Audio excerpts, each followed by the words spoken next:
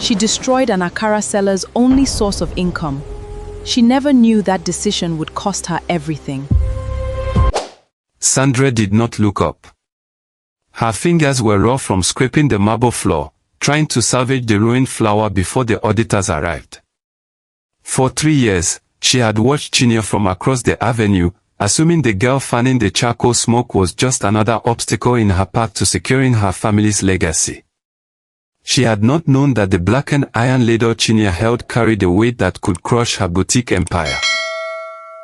Chinyere stood completely still, watching her old rival crawl through the dust. There was no joy in her eyes, only the deep, hollow exhaustion of a woman who had sacrificed her own youth to feed her siblings. My people, when pride meets the quiet determination of a hungry soul, the crash is never loud, it is cold, slow, and permanent. Sit down, turn off your lights, and listen carefully. Because this is the story of two women caught in a fire they both helped to light. Chinyere did not choose the roadside out of a love for tradition. When her parents died within 6 months of each other, she was left with a half-completed bungalow, a mountain of hospital debts, and 3 younger siblings who looked at her hands every evening for bread.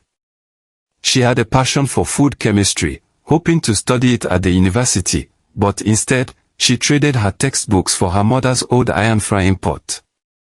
Every morning at 3:30 a.m., while the morning dew was still cold on the grass, Chinyere was at the junction, grinding peeled beans by hand. Across the avenue, Sandra operated her boutique with an iron fist. Sandra wasn't born rich, her father had lost his government pension to corruption, and she had spent her 20s watching her mother humiliate herself to beg for rent. Sandra vowed she would never be vulnerable again. The boutique was her fortress, built with loans she was still secretly drowning in. To Sandra, Chinyere's Smoky roadside stand wasn't just an eyesore, it was a threat to the luxury image she needed to maintain to keep her elite clients. If her clients saw a dirty, smoke-filled junction, they wouldn't buy $500 lace. One quiet evening, after the crowds had cleared, Chinyere sat by her dying embers, counting her crumpled banknotes. Her younger brother, Nonso, sat next to her, coughing heavily from the smoke he had been helping her fan all day. Chinyere looked at his small, ash-stained hands and felt a deep stab of guilt. To save money for his cough medicine, she had been secretly mixing cheap, unrefined palm oil into her frying vats for the past week, compromising the quality her mother had always insisted on. She knew it was wrong, but survival was making her cruel. The tension broke on a rainy Thursday morning. Sandra, facing a strict bank deadline for her boutique loan, walked across the avenue to confront Chinyere about the smoke blowing toward her glass doors. The argument escalated quickly. In a fit of desperate rage to clear the junction, Sandra kicked over Chinyere's plastic bucket of freshly ground bean batter, sending it pouring into the muddy gutter. Chinyere did not scream. She stared at the ruined white batter mixing with the black gutter water, the medicine money for her brother, gone. As Sandra walked away, her own hands shaking with adrenaline, a strange, silent old woman carrying a heavy, unpolished black iron river stone stepped out from the rain. Without a word, she dropped the stone into Chinyere's empty, dry frying pot. The stone didn't clang, it absorbed the sound completely, leaving the pot unnaturally cold despite the embers beneath it. The rules of the stone were strict, as Chinyere soon discovered. It was an ancestral heartstone, a weight that balanced the heat. It did not create wealth out of nothing. It simply ensured that if the oil was clean and the heart was honest, the temperature would remain perfect, preventing the food from burning or absorbing excess grease. The resulting Akara was flawless, crisp on the outside, light as air on the inside. The aroma drew the city. Within months, Chinyere was making enough to stop using the cheap oil. She built a small wooden kiosk to shield Nonso from the weather. But her growth was not a straight line to paradise. Sandra, watching her boutique parking lot get blocked by Chinyere's customers, used her political connections to call the town planning task force. On a Tuesday afternoon, tractor blades tore down Chinyere's new kiosk, crushing her bags of beans and breaking her wooden stools. Chinyere was thrown back into the dirt, losing half her capital in a single hour. That night, in their dark living room, Chinyere's sister begged her to take their uncle's offer to move to the village. Chinyere looked at the Black River stone, which she had rescued from the ruins. She faced a brutal choice: give up her dream of education and remain a roadside tata forever to rebuild, or risk everything on a high-interest loan to buy the small plot of land behind the junction. She chose the risk. She signed away her parents' half-completed bungalow as collateral to a local microfinance bank, solidifying her commitment to the fire. By the second year, Chinyere had rebuilt, transforming the plot into an open-air pavilion. Sandra's boutique, however, was dying. Her wealthy clients hated the traffic, and her debts were suffocating her. Desperate to save her livelihood, Sandra slipped into Chinyere's pavilion at midnight, bribing a night guard.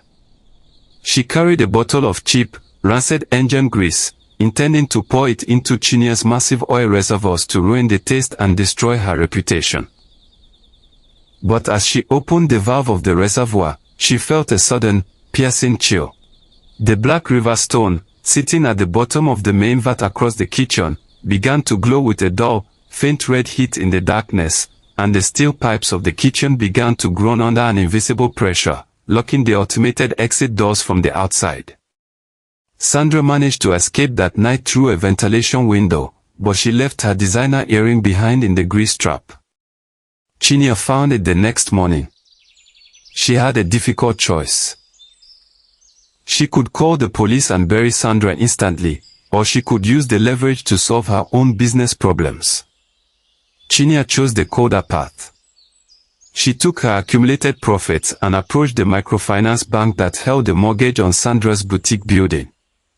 She quietly bought out Sandra's distressed loan, becoming her rival's landlord without her knowledge. A quiet horror began to live inside Sandra's mind. The engine grease she had tried to use seemed to haunt her. Every morning, she woke up with the smell of burnt oil caked in her throat. The classical music she played in her boutique to attract rich clients began to sound distorted, replaced in her head by the rhythmic, heavy pounding of Chinyere's bean grinding mortar. She stopped sleeping, pacing her empty shop, watching Chinyere's business expand into a national franchise while her own walls felt like they were closing in. 2 days before the final eviction notice was due, Chinyere sat in her quiet pavilion after hours.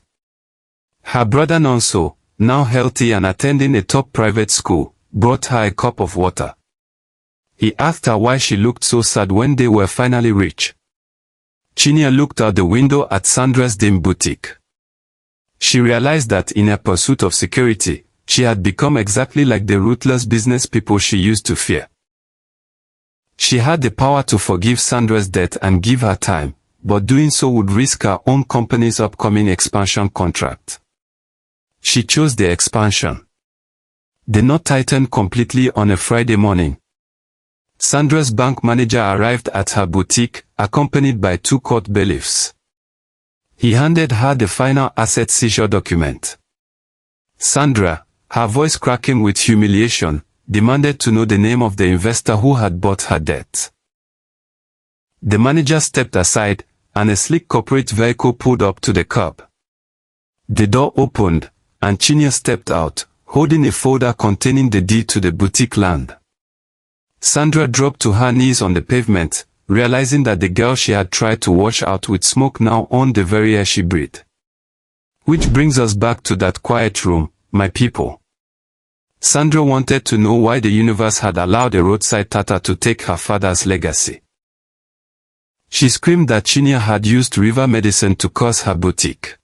In a final, manic burst of pride, Sandra snatched the old iron ladle from Chinyere's hand, intending to smash it against her face. But the rule of the hearthstone was absolute, it only balanced the weight that was already there. The moment Sandra's fingers wrapped around the handle of the ladle, the intense, stored heat of 10 years of roadside fires rushed into the iron. The metal did not burn her skin, but it became so heavy with the weight of Chinyere's years of labor that Sandra could not lift it. The ladle dragged her hand down to the marble floor with the force of an anvil, trapping her on her knees. Chinyere did not move to help her, nor did she strike her. She simply looked down at her old neighbor and said, "I did not use medicine against you, Sandra. I only stayed at the fire while you spent your time trying to put it out." Sandra's boutique was demolished 3 months later to make way for a modern culinary training center funded by Chinyere's foundation, offering free tuition to young orphans trying to learn a trade. Sandra survived the financial crash, but her pride was permanently broken. She left the city, returning to her father's village to live a quiet, simple life away from the glass windows and luxury lace. Chinyere finally got her degree in food chemistry, running her factories with scientific precision. But she never threw away the old iron pot or the black stone. They remained in her central kitchen, not as a magic charm, but as a reminder of the cost of survival. My people, look closely at the battles you are fighting today. Ensure that your energy is spent building your own walls, not throwing stones at the person walking across the street. Because the universe has a long memory, and the fire you light to destroy another person's harvest will always find a way to clear your own field. If the story of the fire and the soil spoke to your heart tonight, join our family by hitting that subscribe button. Leave a comment below. Do you think Chinyere was too cold in her choices, or did Sandra bring the weight upon herself? I read and reply to every single comment. Until our next journey into the lessons of the past. Stay safe, stay wise, and keep your hands clean. Good night, my people. Bye for now.